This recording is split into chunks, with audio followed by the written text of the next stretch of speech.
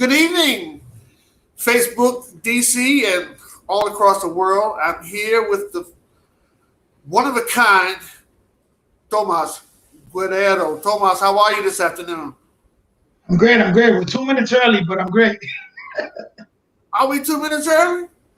Yeah, well, Really? it's 6:28 on my thing here, but it's okay. We'll chat along. We'll Oh, chat okay. along. What's going on, my brother?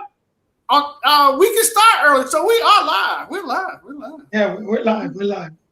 Just wanted to say hello to you, my brother. I just wanted to tell you thank you for having me. It's always a pleasure. Thank And you.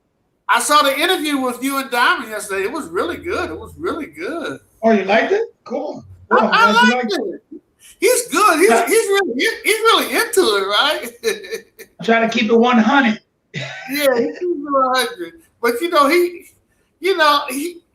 into it, which I think is good. He does the culture. I just do mine just to make some people laugh. They're gonna look at me in my silly face and then hear some stories about you and I. It's just all good though. But I really enjoyed it. So I'm going to try not to replicate everything, but some things just everyone wants to know. Even the ones who know you may want to know about you. And of course, there's so many people who are coming up now who don't know who you or anybody is. So we have to educate them. Something we just have to touch base on. Wait a minute, Earl. What's with that background back there? Like that background you got there. You got like a newsroom going on there, bro. I like it. I like it. I like it. Get crazy, Laura. It's like you're about to tell the prime time news and the weather to everybody. I know. I'm so stupid. It's sad that it's sad I never got to grow up. But what can you do? No, man, it's all good. You don't need to grow up, man. Childhood, staying as a kid is the best experience ever, man. There you go. Oh, first of all, I guess I wanted to do a commercial. I wanted to let everybody know that Tomas will be the headliner for the Resolution Jam coming up the first Saturday in January. He's going to be there whether it's virtual or live. Hopefully it'll be live, but either way we got him. So hope you guys come check him out one way or the other. That's for sure. I'm there, man. I'm there. I always say yes to you. So Tomas, some things I want to know as well, even though I know you very well. There's some things I just never got a chance to talk to you about because you Tomas, you be dancing, running around, everybody wants you to sign their autographs and shit.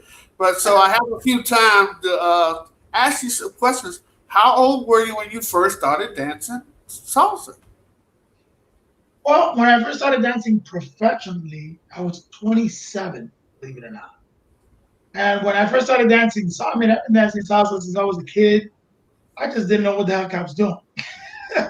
But when I started dancing for real, I went to this club in the Bronx called Side Street.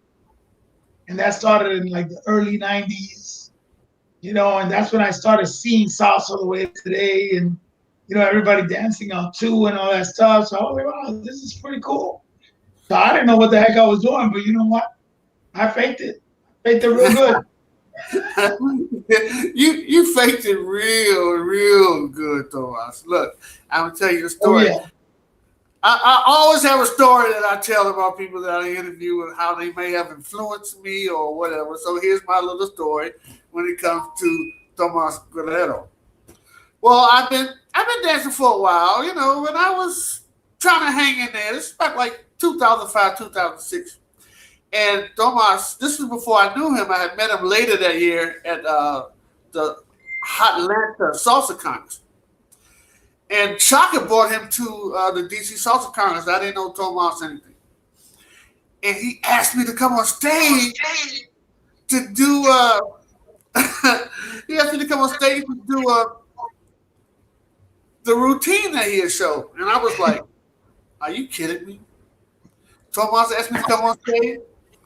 And well, my feedback. Ever since I've done that, I had so much confidence. I thought I was like, you couldn't tell me nothing because Tomas had told me to come on stage. And that actually gave me confidence to go on later out anywhere. I said, if I could do Tomas's routine, hey, I can ask her to dance. you know.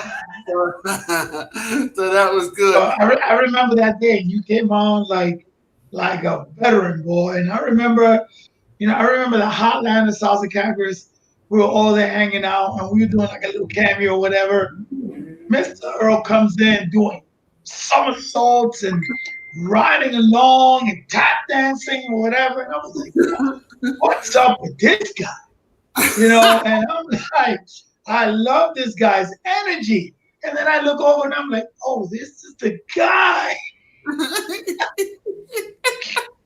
Oh my God, I remember. So yeah, man, it was great, man. It was great, and I loved it. And Sheila had a great content. She was one of the most organized promoters that I have seen. yeah. That was a good. We had all the stars down there that time too, man. It was big. Atlanta hasn't had anything. Well, the flavor was good. Flavor was better than that too, but those were their two biggest ones. Right. So let me ask you this, Tomas. Another thing, you actually love merengue. What am I missing about merengue? What am I missing about that? With merengue, or I'm going to say it in Dominican terms, merengue. Okay, the thing is that you got to learn the history.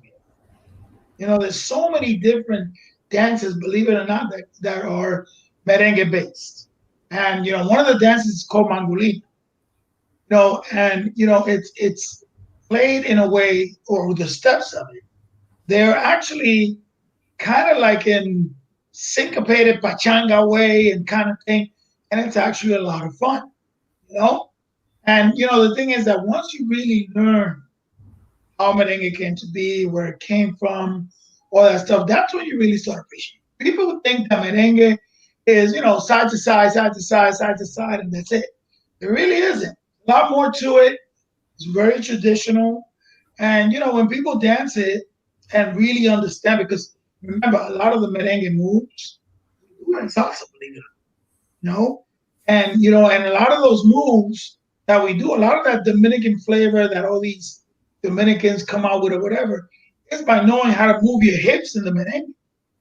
And you remember, once these women know how to move their hips, man, they can dance any dance. Any dance, they make it look good, man. They make it look good. Yeah. I actually like a little merengue every now and then myself. We're going to play a quick true or false. 3 quick true or false questions, Tomas, and then I'm going to elaborate on those 3 just for a little bit. Because I know you're very busy. You got a lot of classes to teach and everything, privates and everything. Everybody wants to take class with Tomas Guerrero. God damn. Anyway.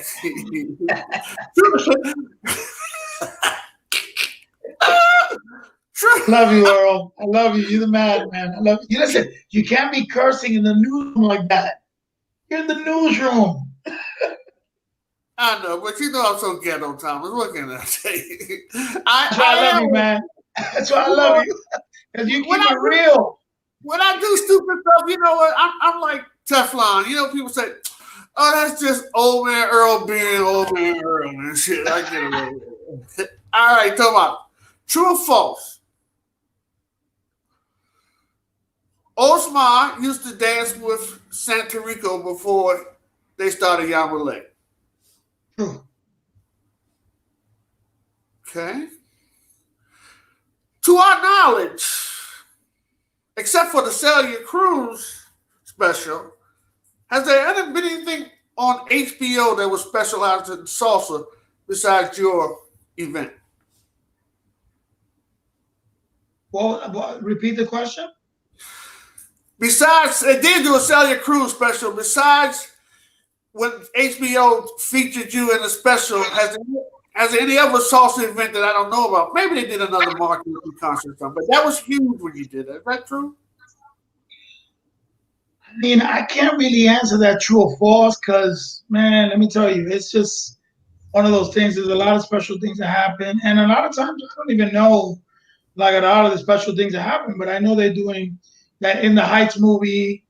They did that other movie that was mainstream not too long ago. And, there's always something special, something big going on. So I don't want to say the HBO was the biggest thing, but it was big. It was big and made it to the film festival in New York and the Tribeca Film Festival. and stuff like that. So I mean, it was big, but I think there's been bigger things than that. You know what, Tomas? After thinking about this, that was a dumb question. Hey, I'm sure HBO has done some more, so let's scratch that one. That was dumb. You know they've done some kind of specials or somebody. That was a stupid question. Okay. No question is a stupid question. Remember. Okay. All right. Besides the New York Salsa Congress, what was your biggest class that you've ever had? I just saw a picture with about 300 people in this class. What was your biggest class, and what country was it in? What country was it in? Oh man. Let me see. I can't even remember that. I mean, Berlin was big. When I went to Asia, it was. I mean, I looked around and I thought I saw people dancing on the walls. First time I went to Japan. I'm going to say 300-400 people. But I mean a lot. Thank God. I mean, I've always been able to have a lot of people come to my classes when I go abroad and stuff. So I mean, I've always averaged a very high number of people. So, but I can't really say like, oh, this event or that event or whatever. I've had events where I'm giving class and people just didn't fit. I went to the UK. This was about 2 years ago. And, I had a regular class and they put me in one of the big rooms. And I mean, it was filled from wall to wall. There was probably a good 400 people in it. Wow. And I was just in there and I couldn't believe it. I hadn't been to the UK, like especially to that event. That was Mambo City, the 5-star London Congress. I hadn't been there for a while, and when I went, just the response that I got was very emotional, very great. Yeah. I have one more true or false before we go on. Now, this was not a stupid one. The HBO one was stupid. True or false? Dancers that have danced with you for a period of time have gone on to win world championships. True. Okay. All right. Just wanted to know. Sometimes you can really tell how good a person is as an instructor by the product that they produce. I mean, if you have dancers that have danced with you for some time, and then they went on to win championships, I don't. There's really not too much you need to say, is it? Not really. Right. Well, I'm very proud of those guys and girls who have won big championships. I think they've worked very hard. I think they've taken the training to the next level, and obviously they've been able to to achieve a very high level of accolade. People have acknowledged them for. That's great. I think that's awesome. Wow, that's good. So, how did you feel? You started when you were 26. How did you feel when someone told you, Tomas, we're going to go over to Europe and you're going to dance? I mean, how the hell did you feel? Did you ever dream of doing things like that? No, not at all. I mean, the greatest feeling is when you're doing things with low expectations and there's a big result that comes. And the thing is that my first gig in Europe was, I think it was the UK, then Switzerland. And I had to pinch myself to believe it's true because to me, it was one of those things I was like, do they even dance there? Like, especially my first time I went to Japan, it's like 2003 or 2002, something like that. And I was like, Japanese people dance salsa? Like, you know what I'm saying? So going there was overwhelmingly like great. And it was an honor to have been there and to be chosen to do it. And then, so many other countries that we've been to. Like when I was invited to Russia, I was like, Russia? Russians dance? Like, I know Russians are great at everything they do, but I was like, wow, like they dance salsa. And like, so, it was good. It was very gratifying. And people don't know, Thomas, back in that time, when the stars went over Europe, you guys got treated like rock stars over there. I mean, rock stars. I mean, that's wow. Yeah. I can only imagine, I mean, and you've been like everywhere and you've been on stage with so many prestigious stars. It's just been a great life. And one reason I have respect for you is you're still on top after all these years. As it seems like now, because there are new generations, there are a lot of people who aren't in the scene anymore, they move on. There are a lot of people who don't know about you, but there are so many new audiences that have seen you that, it's like you got a whole new audience. And I think you're more popular now than when you used to be because the new people are being turned on to stuff. They're seeing where some of these flashy turn patterns and these spins where it actually came from, So the internet has helped a whole lot of people. I think you're more popular now. I look on it, everybody's like Tomas. I'm like, damn, Thomas still hot like that shit. But it's a good. Well, I don't look at it as being on top. I've never. I was raised very humbly, by my mom. And, I never looked at it as being number one, number two, on top, not on top. I've always looked at it as being able to achieve on the many different levels artistically. I've been able to achieve, a high level of, on a very high level as a performer, as a dance director, as having my teams as a choreographer, as a social dancer, and now that I've kind of branched out and done my own thing just as an instructor, I still have been able to sustain. And I think the biggest thing is sustainability. I think that whenever, you can sustain yourself and people still recognize your hard work, because your hard work has stood the test of time, and people still can see and say, you know what, damn, I remember this turn pattern or that choreography from Santo Rico. I think that's in itself is an accomplishment. It is. It is. Yeah, you're such an awesome guy, but they're legends of how hard a drill master that you are. But I said, look, if you look at the product, you got to work hard to come up with something like that. You understand what I'm saying? I mean, the routines and the choreographies you guys were doing back then. The ones that are out now, they don't even match it at all. You guys told the story, and it was like crazy. Now, what I always wanted to know, Tomas, for your choreography. I'm gonna stop you there for a second because I have to bring up this point.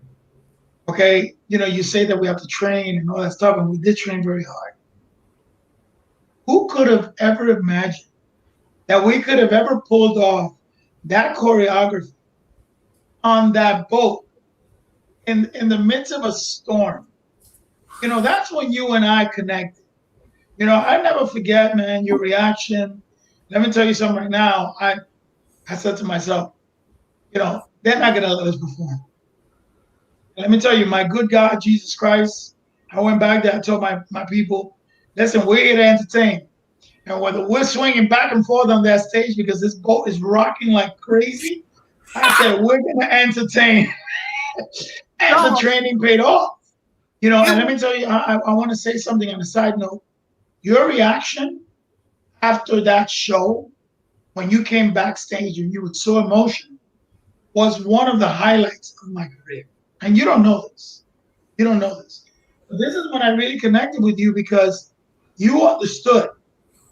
You knew my work. You were familiar with my work, but just to see the fact that we actually pulled it off, and that you actually came and recognized it, that was golden to me. It was amazing to me. Thomas, it was some kind of spirit. It was a spiritual thing, something. One of your friends had passed away. Someone very close to the organization. Yeah. They're both rocking back and forth. The boat was rocking so hard we had to stay out on the ocean another day. We couldn't even come in because it was rocking the boat up and down. We couldn't go under the arch. Yeah, let me tell you, I had a newfound respect for Mother Nature after that weekend because let me tell you right now, I said to myself, this thing is moving around like it's a skiff. Right. Like it was, those waves were throwing this boat around like it was nothing. And I'm talking about a big cruise liner, 100,000 tons or whatever it is. I said, Mother Nature ain't no joke. No, I know. And and Thomas, I appreciate you. You're so professional. because you said your reaction and you covered me. You know, some other clown would have said, "Yeah, and when you came back and was crying like a little girl, I was like crazy." It was such a beautiful thing to dance on that boat and no one miss a beat on that choreography. It was a Santa Rica choreography. Yeah. It was a spirit on the boat, and I was just touched like that. You know, but Right, right. I'm a crier though. But yeah, it was very touching. It was emotional. It was. Hey, Tomas, aka Gump, but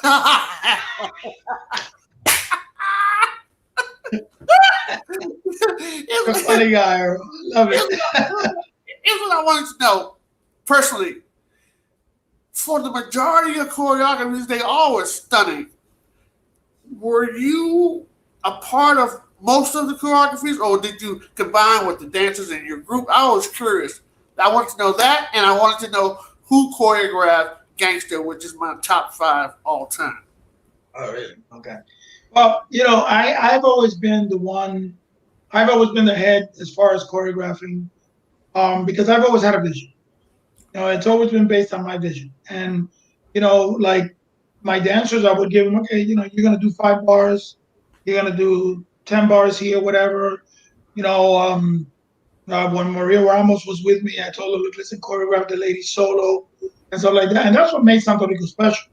That, everybody collaborated and everybody came forth, but it was all about primarily my vision. My main goal has always been to do something different. All of my numbers be different. All of my numbers, be, something that everybody can look forward to. You know what I'm saying? That nobody can say, oh, it's the same thing over and over again, the same 10 moves, this and this and that, and all these tricks. I always wanted to do things that people can say, oh, they did a choreography without tricks and it looked good. They did a choreography with tricks and it looked good. They did an all footwork choreography, it looked good. So to me, it was all about showcasing a different element of the dance in everything that I did. So that was important. As far as Gangster, I was, of course, it was my vision. And Juan Matos and Joshua were playing around with some footwork. And they were playing around with it, whatever. And we put the song Arrepiente. And I said, listen, I want to work with this number. And, they got scared. It's too fast, whatever. So I was like, man, let's do it. And, way back then, when you did a show, it was a show. It wasn't like 2 minutes. Like, no, I tease a lot of the dancers now. I tell them, you guys get away with doing 2-minute shows. Back then, we did a production. We did 5, 6, 7 minutes of show, and people liked it, So, so I told them, listen, that footwork that you guys are playing around with, let's put it in Gangster. We're going to do a choreography in Gangster. I want to do something, from the Godfather movies or whatever. And, because back in the day, the LA dancers were coming out with all these theme choreographies and all this stuff. So I said, you know what, I want to do a theme. And, I brainstormed, and there was a young lady by the name of Cindy at the time. And she actually, she said, I said, I want to do something gangster. She said, let's do something like El Padrino, and I said, yeah, that's exactly what I want. So, I came up with the costumes. I told them, I wanted pinstripes, whatever, all that stuff. And we had an intro. The intro, I choreographed probably 90% of it. Osmal put in like a couple of tricks. And then Juan and I choreographed the final footwork. So it was a collaborative effort, based on my vision of what I wanted to do. But yeah, I mean, all the choreographies I always used to tell them. And the formats was, I always told them the formats. And the footwork there, partner work here, tricks there, whatever. It was all my format. I wanted to do this particular format because that's what my vision entailed. So let me ask you this, Tomas.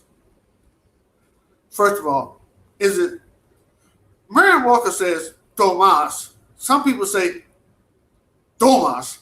What is the correct goddamn way to pronounce your name? It's Tomas. Tomas is with an accent on the A. Tomas. Okay. Some people say Thomas. Some people say Tomas. It doesn't matter to me. As long as I can hear you. Yeah. So let me ask you this. Um, it seems nowadays, Thomas, when we were coming up, we all went to people's classes and we were really concerned about improving ourselves. It seems like the generation today, So I'm good. they don't care anything about it. Though. Do you know what happened? Wow. Are you kidding me? Are we froze? Huh. Huh. Wow.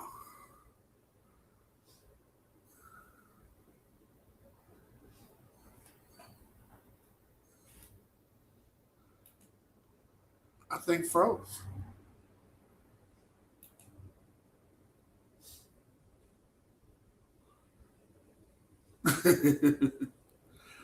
This is crazy.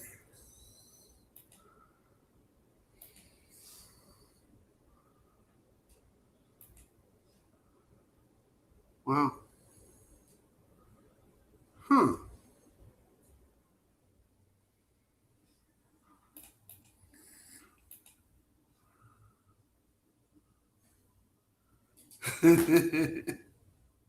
Shit.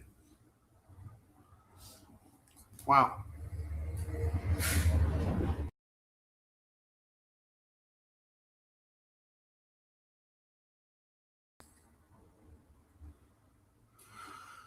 Oh, sorry for the technical difficulties. Dang, we was rolling too.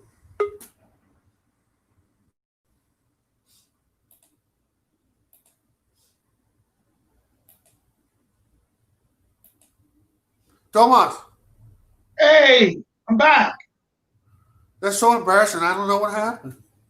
I don't know. You know what it is? When it rains here in Florida, everything goes crazy. So, it's Oh one of well. those. Yeah. Well, you know what? We're back. Okay. Don't forget all about it. Can you hear me now? Yeah, I'm perfect. Perfect. Oh, okay.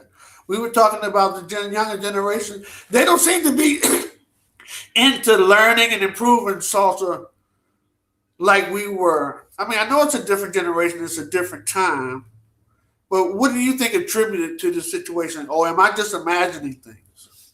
YouTube. YouTube. YouTube messed it up for everybody. It got to a point that, we didn't have YouTube back then. We spent hours in the studio creating moves, and I always talk to Ismail Theater about this because back then it wasn't about, the whole let's look at YouTube to find a move or no, nothing like that. We had we had to bear down, man, and we had to really come up with something. This is why we were so respected. I mean, the level of dancing now is higher. You know what I'm saying? Because there's so much more training, there's so many more instructors, so many more dancers and groups. But the creativity back then was far superior to the creativity now. That's for sure. Yeah, you're right about that. So let me ask you this. How was it? I'm sure this is another dumb question. It's completely different teaching in Florida and New York, I would imagine. Very different. Different, Florida is huh? very Florida is very laid back. People don't take it as seriously because everybody wants to save up for their Disney passes, their Universal passes, and but the ones who dedicate, but it's not as broad and as widespread in New York. New York is an industrial town. New York is blue collar. New York is get down and dirty, and we're gonna do this until we get it. Over here is not the same, unfortunately. But like I said yesterday in my interview with Diamond, the talent here is amazing. The talent here is really really good, but unfortunately, it's more more laid back. I'm gonna do it when I can. I'm a chill. I'm not doing this to perform. I'm not doing this, to make money off of it. Just doing it to chill and have fun. Okay.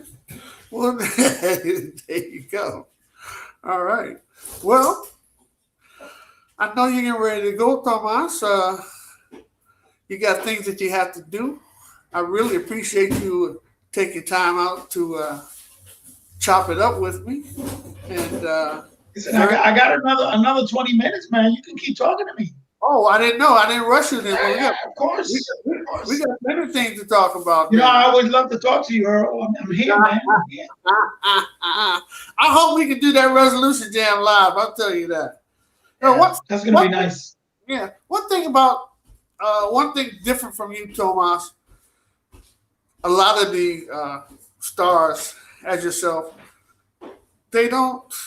When they go to the events, I guess because they're from traveling, they're tired of it. They don't ever hardly rather social dance. But I see a lot of videos of you social dancing, which I think one of the reasons why people bring you because people want to dance with the stars, but these stars come in and they wear sunglasses. They go in the corner some damn way, or they go up to their rooms and drink all night, or you see them in the bachata room, but you hire them to come dance salsa and shit. But everyone's different. That is one good thing about you. You do social dance when you go out. That's Well, good. social dancing is my first love. Tell that to everybody. I said I started social dancing. I started my life. My life was, and my high was social dancing. And I always used to tell people, listen, I was there. I was there when I was the novice. I was there when I was the new jack. That I would go up to the more experienced girls and I wanted to dance with them, and I appreciated when they danced with me. And I didn't know what the hell I was doing, but they danced with me anyway. And it was so great because it was fun. When you social dance, you feel so free. And to me, when you were a part of Santo Rico, if you didn't like the social dance, you can't be a part of my team. Because one of the biggest reasons why I got hired with my team was because we social dance. Bottom Exactly. line, if you don't like the social dance, then you know what? You don't like the dance, period. They don't get it. I mean, I've made a couple of mistakes with a couple of teams because I think I was just hung up on the name. But in general, I've been very lucky to pick the teams that, well, not lucky. I know who does and who doesn't. They're social dancers. You're not doing me no good just coming and dance for 5 damn minutes. But my people want to dance with you. And when I bring in Santa Rico, okay, so they bring in 4 couples. That's 8 different people that are from out of town that are dancing, which is exciting the local people. Oh, Santa Rica, they're going to be there. So, it's a method to my madness. When I'm bringing somebody, I'm trying to bring somebody that's going to excite the crowd. You know, Whenever I have an event, it's first class people coming to perform now. I don't have no bull crap because I'm asking people to give me $20 or $25. I don't have $10 parties. So The thing is that you also have to remember that people want to know the human side of the art. People want to see that we're personable. People want to see that we're social. People want to see that hey, even though I just came off stage and you idolize me or you idolize my work or whatever, we can still have a conversation. We can still have fun. We can right, have a drink. You know what I'm saying? I think that's a big part of it. I think that people tend to lose that. You know what I'm saying? And again, yeah, we're not machines. We're not going to dance 135 dances in one night, but we shouldn't hide either. You know what I'm saying? We're not here to hide. We're here to, what? We're here to socialize. And part of socializing and that is dancing. yeah, yeah. So Thomas, I was just thinking about when we were in Cozumel. I think that was one of the craziest parties ever. I Oh think. yeah. Uh, I don't think there was ever been a party like that. You, Oh my God, that you was got amazing. a Spanish Harlem Orchestra on a private beach party. All you can eat, all you can drink. Every star who was a star on the east and the west coast there. Yep, that was incredible, incredible, incredible. Yep.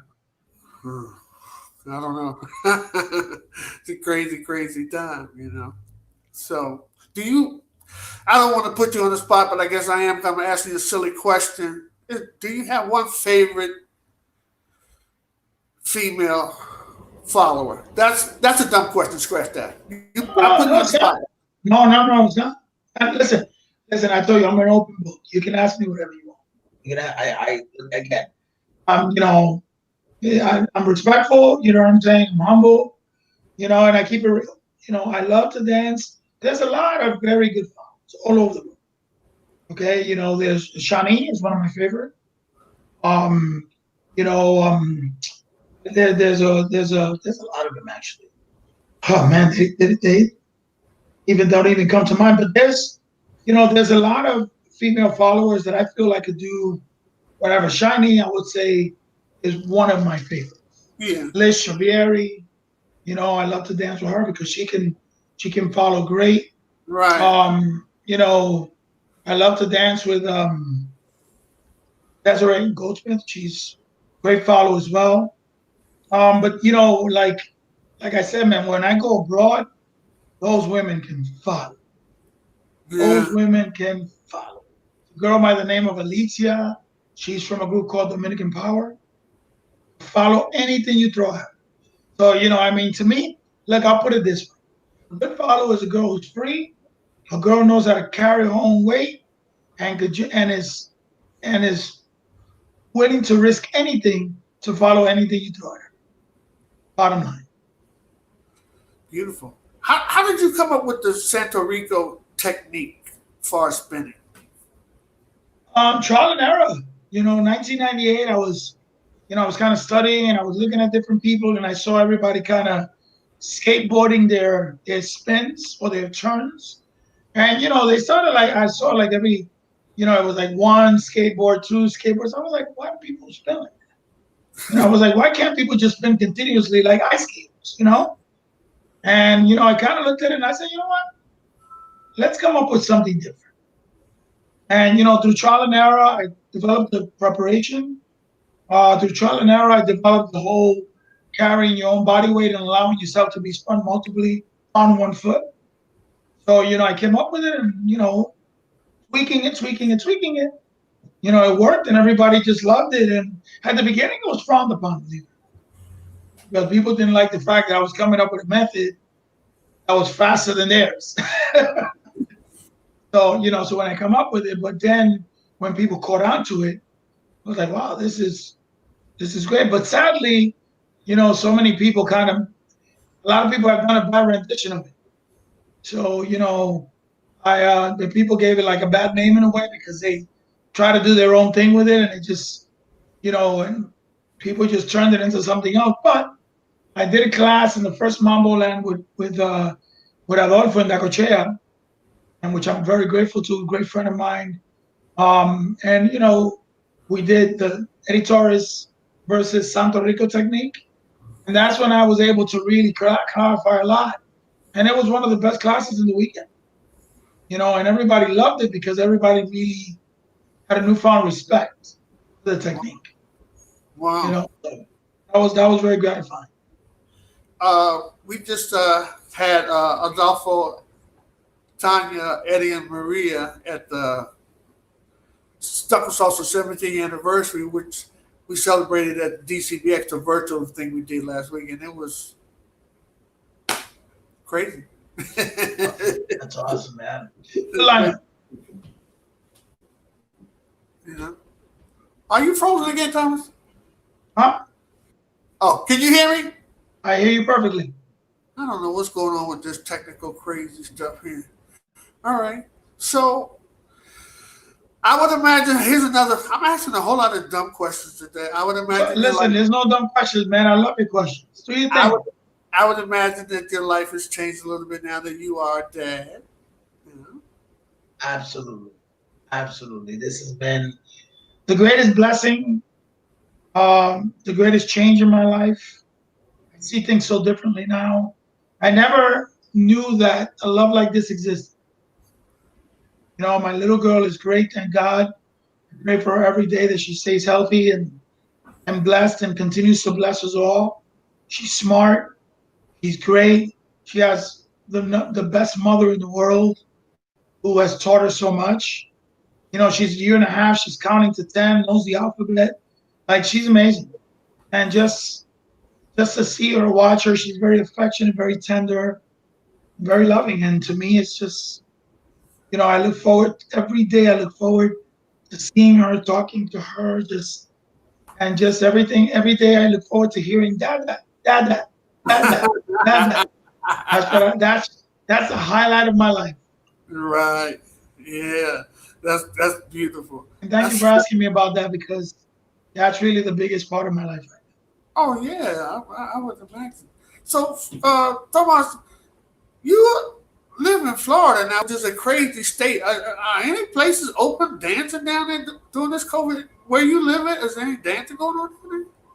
Yes. Ironically, yes. There's some people that have held socials, and you know they've had to close back up again or whatever. But you know, there's a lot of controversy, if you will, because there's people kind of having events that they shouldn't be having, and you know they're posting videos of people not wearing masks and all that stuff. And you know, I mean, I'm not ready to start my social because I'm not ready to deal with that kind of backlash, you know. So, Right. and I don't think we're ready to do that yet. You know, I just think there's so many mixed feelings and so much division when it comes to that, because it's just not ready for that, man. It's not ready Right. for that. Well, I don't knock nobody's thing if they take certain precautions and they feel, they're not worried about giving the disease if they catch it to someone else. That's on them. I'm not knocking nobody's thing on that. I'm staying home, but I'm not. I don't. I'm not mad at anybody who's trying to do safety. And people have been calling me Trip or Earl. You trying to stay in the middle of the road? You need to take a stance. I said no. I don't need to do anything. I just need to keep my fat butt in the house and worry about everybody else. Worry about what they worry about. I can't be worried about nobody else. At the end of the day, I get it. I get that everybody's bored. I get that everybody wants to go back to normal life. I get that everybody is being, you know, extremely weary and just extremely like, you know, extremely worried, you know, and I get it. I get, but you know, everybody there's two tokens. There's the health token and the health and safety token, and the other one is, oh, we don't want to die of depression, and and all this stuff, and suicide is going up or whatever. Like, listen, get your act together. It's either you commit suicide or you die of the virus. Yeah. That's how I see it. You know what I'm saying? I mean, it is what it is. Now you mentioned something back earlier, which I didn't want to get into because I don't never want anybody to be mad at me. Back when we were coming up, the Vasquez boys and all the LA West Coast boys, Joby and all of them, they were doing routines, they were telling stories, they were doing flips and everything, but they were dancing on one. And some of the New Yorkers, I don't know where, I'm not going to say you, but a lot of New Yorkers, we would go out to the LA Congress, the East Coast people, and they would be making fun, talking about, what's all this crazy stuff. And then as time passed on, you see the New York groups starting to tell stories and doing flips and entertaining like the Vasquez boys out west. And now you see the people on the West Coast dancing on two. Now when we was coming up, you would have never thought the Steven Steakhouse had an on two night when we were coming up. So things change all the time. It's funny. I mean, I'll say this. It is funny because I went to LA, I think it was last year sometime, and I went to work there, and I was amazed at how much on tour there is there now.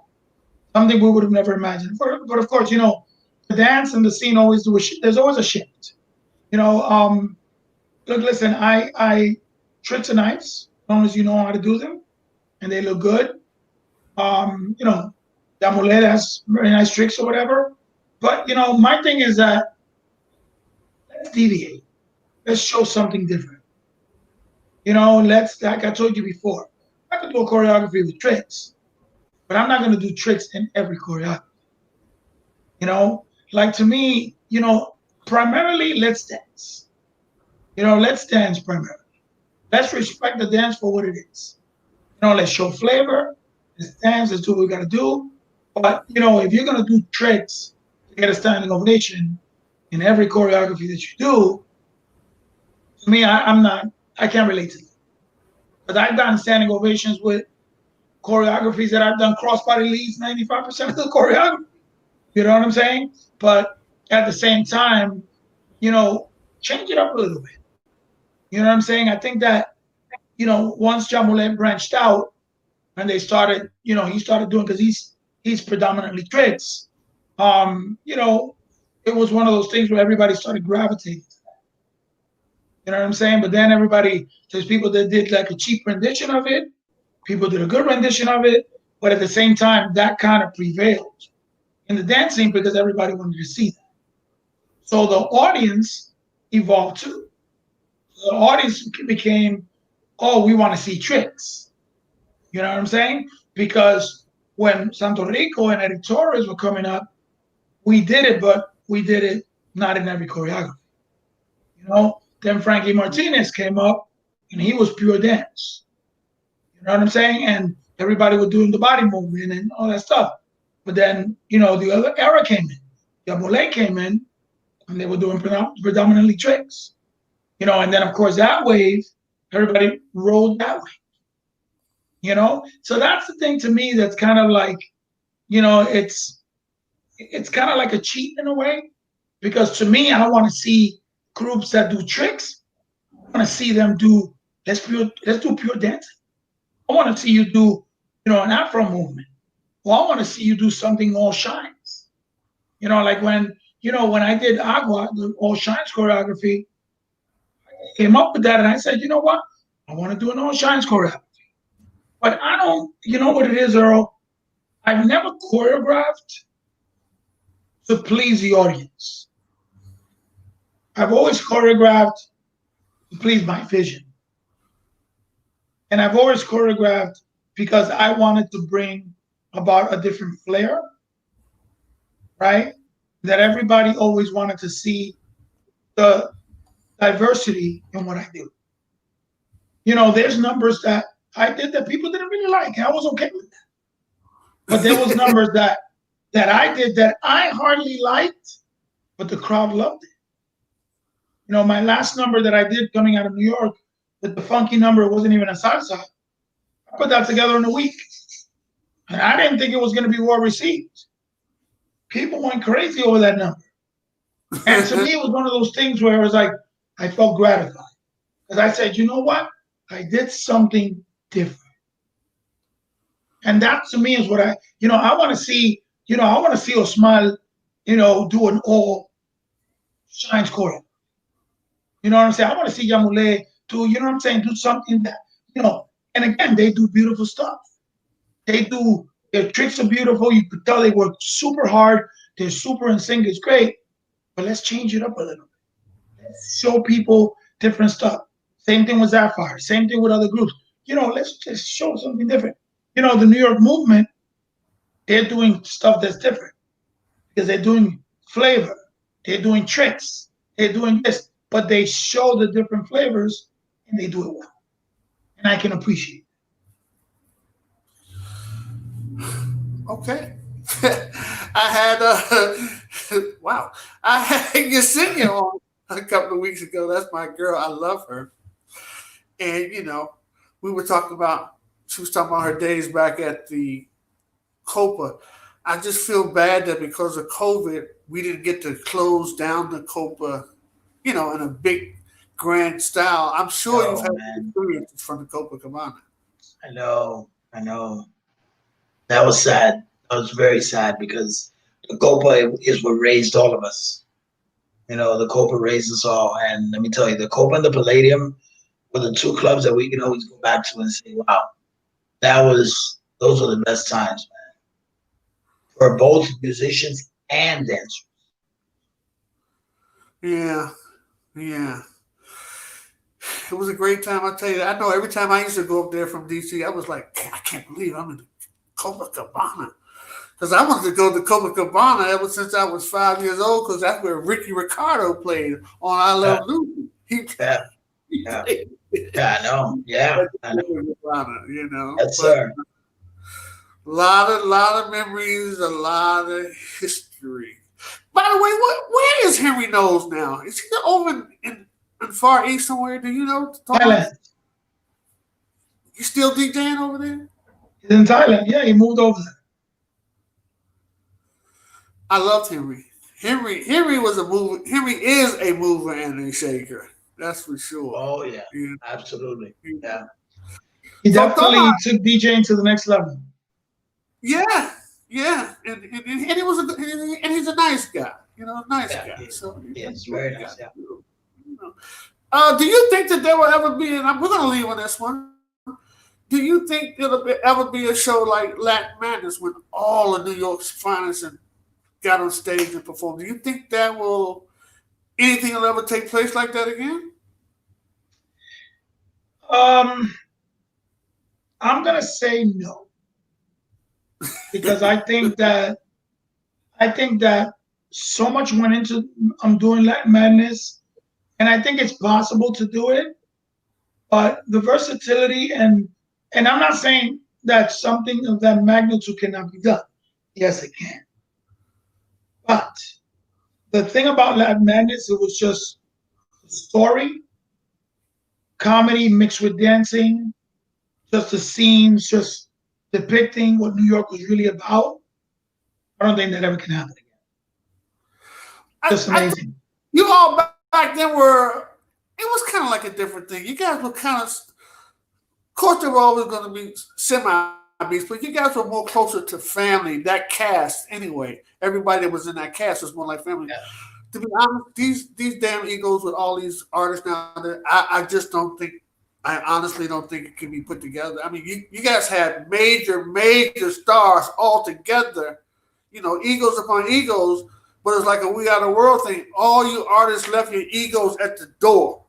Okay, when you Yeah, came you're to right. that performance, there was no hating or anything like that. And there were so many more stars back then than there are out right now. We don't have a lot of stars right now. We don't have a Well, lot you of know stars. what it is? Back then it was more exclusive. Because back then, you had your core number of people that represented the scene. You know, this day and age, you don't have that. You don't have an exclusive core group that you can say these are the people who represent. You know what I'm saying? On a high level. You know what I'm saying? Back then, you had Frankie, you had Santo Rico, you had Descarga, you had so many different big names. And like you said, that came together, left the ego at the door, and they made it possible. This day and age, it's just so many dancers, so many dancers. But the problem is that this day and age, everybody's doing the same thing. You know what I'm saying? Everybody got the same 10 moves and the same 10 tournaments. True. I mean, when I judge a competition nowadays, it's very hard to judge because you'll see 10 shows, and when I see a unique show that shows something totally different, I'm like, my God, so refreshing. But there's so many people doing the same thing. And I'm sorry, I don't, like I said, look, Earl, I relate to you a lot because we're honest, we keep it real. And I'm not here to disrespect anybody, but it's reality. And like I said before, the level of dancing now is so much higher than back then because the training is so much higher.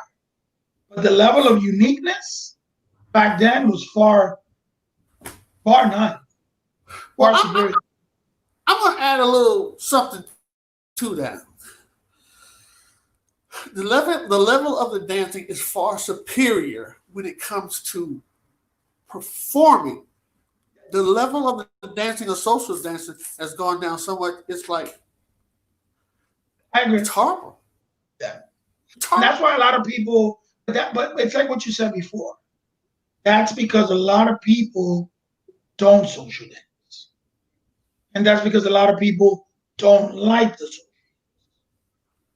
before, when I was growing up, social dancing was a priority. You showcase yourself when you social. Now it's the other way around. Now everything is choreography based, right? So what you do on stage is not relatable to what you do social dancing. Why? Because you have choreography show turn patterns, you have social turn patterns, right? So if you want to really kick ass, excuse my French, social dancing, and you want to use what you just did on stage, yeah, yeah, because it's just not relatable, it's not followable, it's not leadable. Because when I'm doing a choreography, a lot of people say, okay, with the girls, you have to have your hand here, have to have your hand there, you got to move here, you got to move there. That's part of the show. It's a choreography. But it's very different when you have to improvise that. Right. Improvising and choreography, two totally different animals. And remember, when you improvise and you follow the music, it's a lot more challenging than when you're on stage listening to the same song that you just listened, 100,000 times, that you doing the same moves. It's entertainment and it's great, but when you social dancing, because this is a social dance, this is an underground dance. When you social dance and you can, improvise and stick to the music and improvise to the music and do your moves to the music and your turn patterns, totally different. Well, Thomas, some social dancers, they don't never have to perform because when they social dance, it's a show. Those are the bad Yes. guys. Oh, Real yeah. bad. Oh, yeah. People like Franklin Diaz, guys like that, man, Johnny Vasquez, they do a show of their social dancing. And it's great to watch. It really is great to watch. Yeah, it's crazy out here.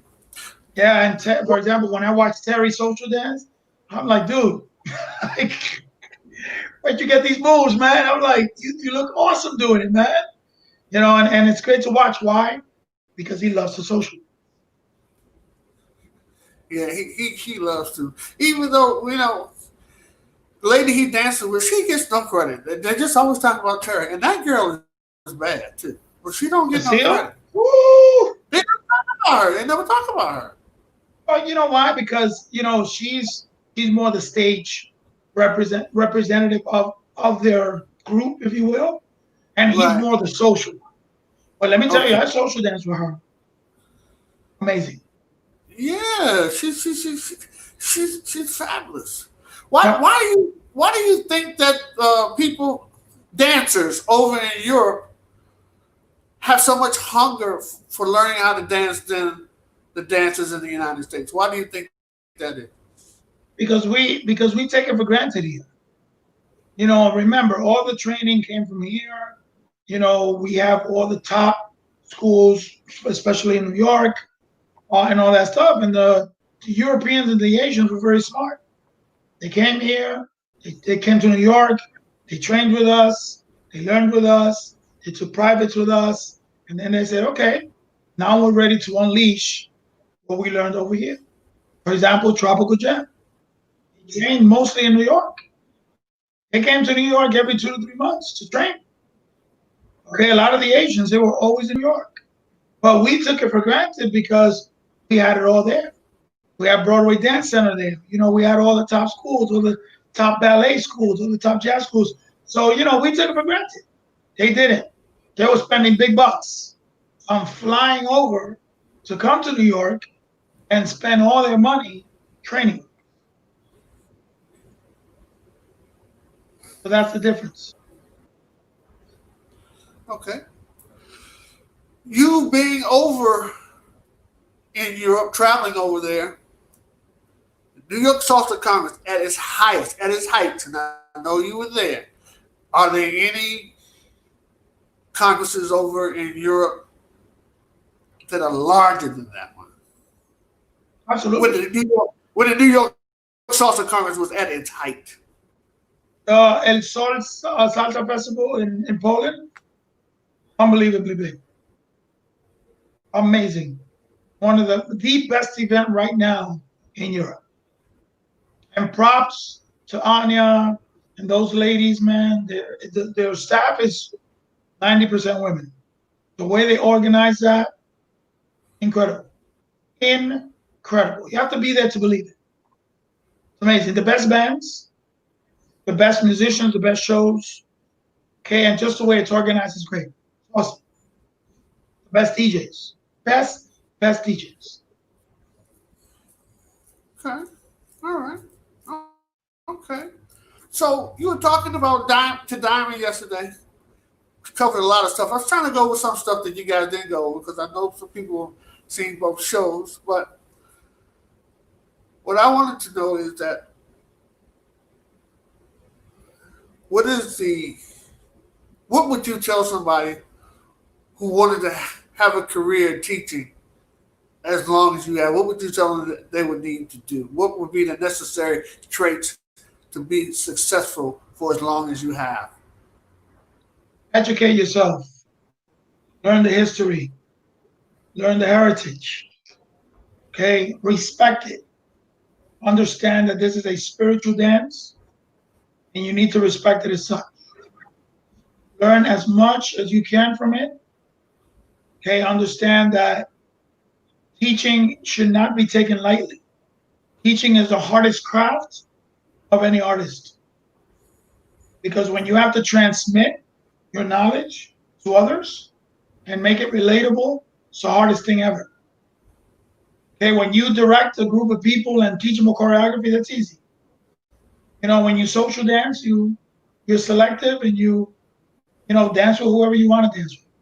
But when you teach people from all walks of life, you have to get them all on one page and you have to be resourceful and versatile. It's very difficult. So educate yourself. Respect the dance and respect those that came before you. Remember, follow a formidable blueprint. Okay, listen to Eddie Torres. Okay, go back in the archives. Listen to Tito Puente. Listen to all of that. Listen to Tito Hortos from Puerto Rico. Amazing historian. Those are the things that people need to look into. Get a certification from somebody who knows, because that's the most, that's what will make you an incredible teacher. Anybody can be a teacher, but not very many people can be educators. That's my advice for that. Tomas, thank you so much. Again, I've been lucky to interview a whole lot of people, and adding you on, it just gives me so much Salsa Mambo street credit. He was talking to Tomas Guerrero. So I appreciate it so much. It's always a pleasure, Earl. You're my boy. Anytime, anything you need from me, I'm here. And I look forward to January, man. I really do. Thank you so much, Tomas. Ladies and gentlemen, Tomas Guerrero. I'm out. See you, Tomas. God bless you.